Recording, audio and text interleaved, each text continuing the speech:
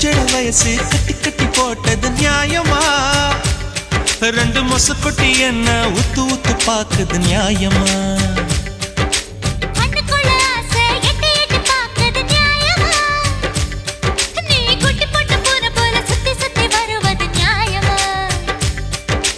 எதையோ மறக்கிற நியாயமா?